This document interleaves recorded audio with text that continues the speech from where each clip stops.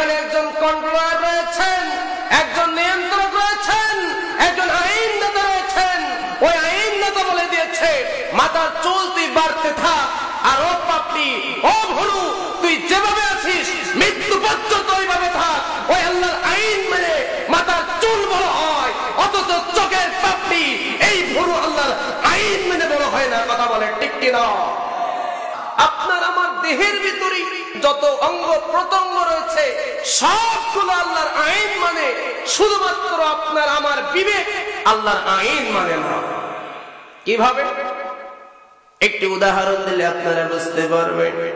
আমাদের সভাপতি সাহেব যেদিন জন্মগ্রহণ করেছিলেন, সভাপতি সাহেবের মাথায় কি সেদিন চুল ছিল? হ্যাঁ, চুল ছিল কিনা? চুল ছিল। সেদিন কি সভাপতি সাহেবের এই যে সুন্দর ভুরুটা ছিল?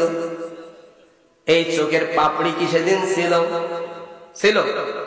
তাহলে বোঝা গেল সভাপতি সাহেবের মাথার চুল, চোখের পাপড়ি, এই ভুরুর বয়স কিন্তু এক সমান। বয়স কত বছর? 50 বছর। সভাপতি সাহেবের এই ভুরুর বয়স 50 বছর, চোখের পাপড়ির বয়স 50 বছর, মাথার চুলের বয়স 50 বছর। ঠিক কিনা বলেন? এখন আমি সভাপতি সাহেবের কাছে জানতে চাই, ও সভাপতি সাহেব, আপনি জীবনে কতদিন সেলুনে গেছেন মাথার চুল কাটার জন্য? হিসাব আছে? আছে না। কিন্তু চোখের পাপড়ি আর এই ভুরু কোনদিন কি কাটছেন?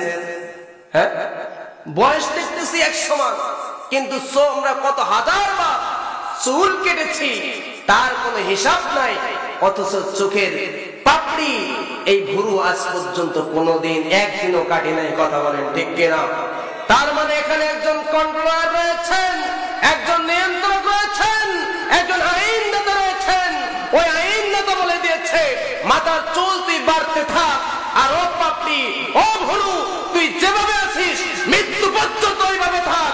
ওই আল্লাহর আইন মেনে মাথার চুল বড় হয়, অথচ চোখের পাপড়ি এই ভুরু আল্লাহর আইন মেনে বড় হয় না। কথা বলে ঠিক কিনা? এখন আপনারা বলুন তো, আল্লাহর আইন যদি আমরা মেনে চলি তাহলে শান্তিতে থাকবো নাকি অশান্তিতে থাকবো? আসলে মন থেকে বলতেছেন, আমি খুব সংক্ষেপে আপনাদেরকে বলতেছি, আল্লাহর আইন যদি মেনে চলি তাহলে কত শান্তিতে থাকবো। আপনি বাস্তবতার আলোকে বেশি দূরে যাওয়ার দরকার নাই, আপনার 3.5 হাত বডির মধ্যে একটু তাকান। আল্লাহ আইন করে দিয়েছেন অক্সিজেন গ্রহণ করতে হবে। আল্লাহ আইন করে দিয়েছেন ক্ষুধা লাগলে খাইতে হবে, পিপাসা লাগলে পানি পান করতে হবে। আল্লাহ আইন করে দিয়েছেন পোশাক পায়খানা সাফ দিলে পোশাক পায়খানা করতে হবে।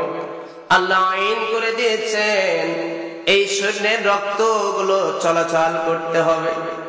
এখন যদি আপনি গাদ্দারি করে বলেন আমার দেহ, হ্যাঁ, আমার যা ইচ্ছা আমি তাই করব, আমার আইন মতো আমার বডি চালাবো, দেহ চালাবো, যেখানে ইচ্ছা যেভাবে ইচ্ছা সেভাবে চালাবো, আমি আল্লাহর আইন মানি না, আল্লাহর আইন না মেনে আমি আমার অক্সিজেন বন্ধ করে দেব, আল্লাহর আইন মানি না, আমার নিজের আইন চালাবো, ক্ষুধা লাগলে আমি খাইব না, পোশাক পায়খানা চাপ দিলে আমি পোশাক পায়খানা করব না, আমি আল্লাহর আইন বন্ধ করে আমার নিজের আইন মতো আমি আমার রক্তকে চলাচল বন্ধ করে দেব।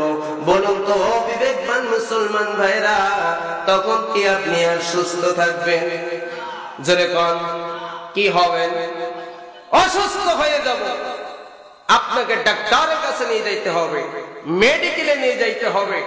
মেডিকেল যেয়ে বিচক্ষণ ডাক্তার যিনি, তিনি তার নিজের মতবাদের কথা বলবেন না, কোন নেতার মতবাদের কথা বলবেন না, ওই আল্লাহর মতবাদের কথা শুনে আল্লাহর আইন আবার আপনার ভিতরে জারি করে দেবে। আপনার অক্সিজেন যাতে আপনি গ্রহণ করতে পারেন সেই ব্যবস্থা করে দেবে, আপনি যেন ক্ষুধা লাগলে খাইতে পারেন এই ব্যবস্থা করে দেবে, আপনি যেন পোশাক পায়খানা লাগলে পোশাক পায়খানা করতে পারেন এই ব্যবস্থা করে দেবে। কথা বলেন ঠিক কিনা? তাহলে আপনি আবার শান্তিতে থাকবেন। যখন আল্লাহর আইন বন্ধ করে তখনই আপনি অসুস্থ হয়ে যাবেন, আপনি অশান্তি ভোগ করবেন। কথা বলেন ঠিক কিনা?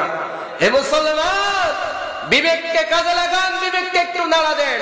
আপনার দেহের ভিতরে আপনি দেখতেছেন আল্লাহর আইন মানলে, আল্লাহর আইনকে যদি আমি অমান্য করি, আমি অশান্তিতে থাকতেছি। তাহলে আমার জমিন, এই বাংলার জমিনে যদি আল্লাহর আইন দ্বারা রাষ্ট্র পরিচালিত হয়, সংসার চালানো হয়, তাহলে এই দেশের মানুষ শান্তিতে থাকবে না অশান্তিতে থাকবে?